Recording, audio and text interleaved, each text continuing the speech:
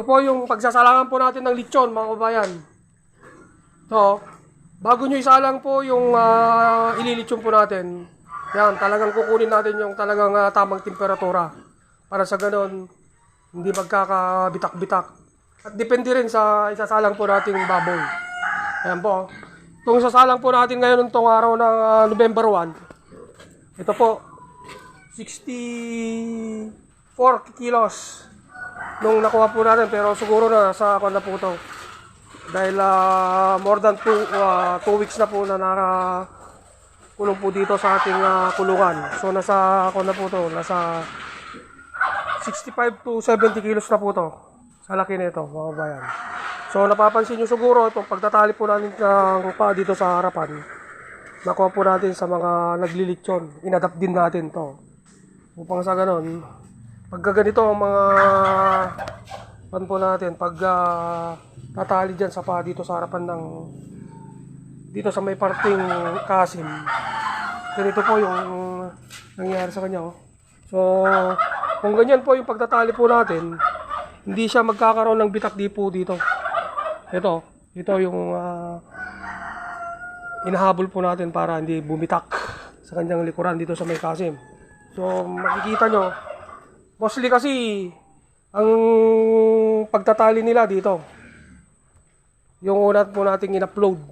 Pero ngayon, makabago. Sinusuporta natin. Ito naman, naka-close po siya. Pag ganito, yung mga tahi ng mga kompo natin, pag-close ng ating nililitsyon, ito na yung pangmaramihan. Kasi dito, binibiyak dito eh. Ano? Binibiyak po dito. Pero pag ganito, pangmaramihan na. 50 hanggang 100 na lechon. Kaya nating i-close. Within 5 minutes, pwede nating i-close yung ating minamarinid na lechon. Ayan.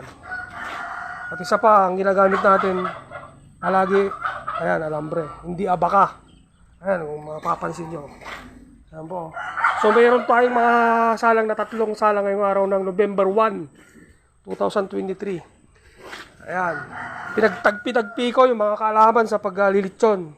Ayan po, mga kababayan, ha.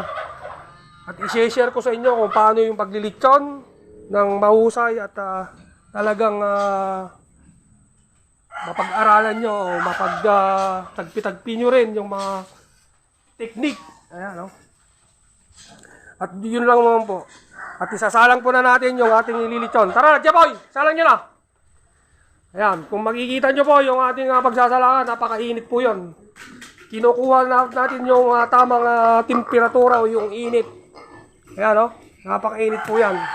May kasama pang kahoy. Para sa ganon, talagang mananatili yung kanyang postura ng paglilitsyon yan, mga kabayan, ha? Ayan, isasalang na nila, mga kabayan.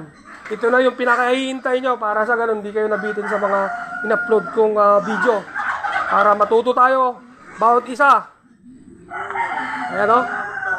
Hindi lang sinalang na natin sa mainit na baga o apoy, okay na yon. Hindi.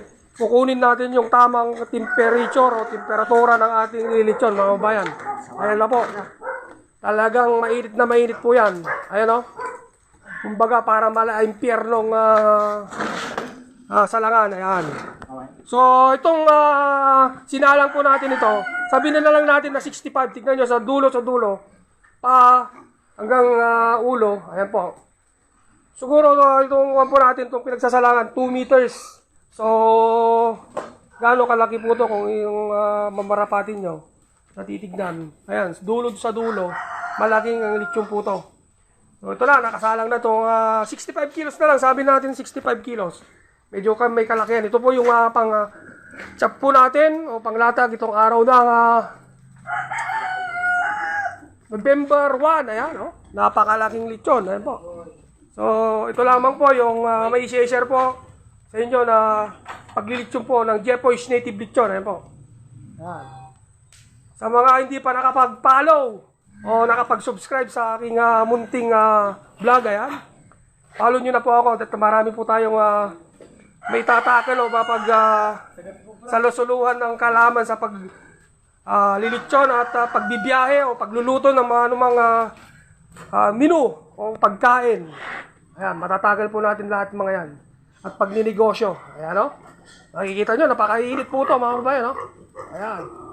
65 kilos. Ayan po.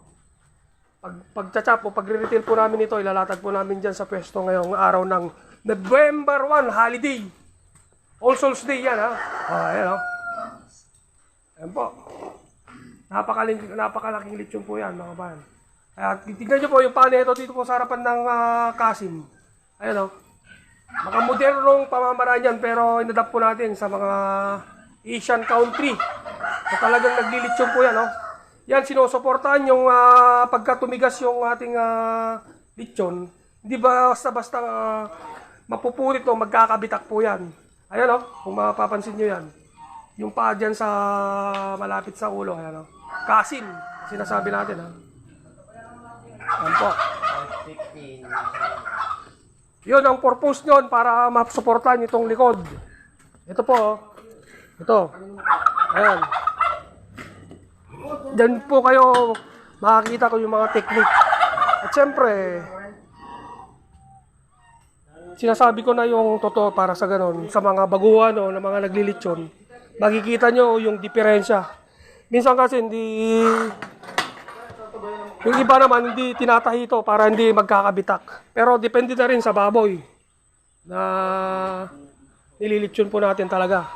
Kung gaano ka-quality. Kaya nga nagkakaroon po tayo ng klasifikasyon o masuri yung tamang mga baboy na nililitsyon po natin. Ayan po. Ayan. Small size lamang po ito. Itong mga baboy na to. Pero yun, XXL. Napakalaking lechon po yan, mga kabayan. Ang nakasalang na to. So, nulit ko po, just follow me sa Munting Vlog. Ayan. O, subscribe po. Marami po tayong matututunan. Dito lamang po kay Amir Samonte. Ayan. Ayan po. Thank you so much. Good morning, good morning. November 1, 2023. Ayan na yung pinakahintay nyong pagsasalang ng Jeffer's Native Lechon. Ayan. Ayan po. Ayan o. Quality, magiging quality po mga yan. I-video natin ulit mamaya pagka i-close pa natin yung dalawang nakaabang. Ayan. Thank you so much.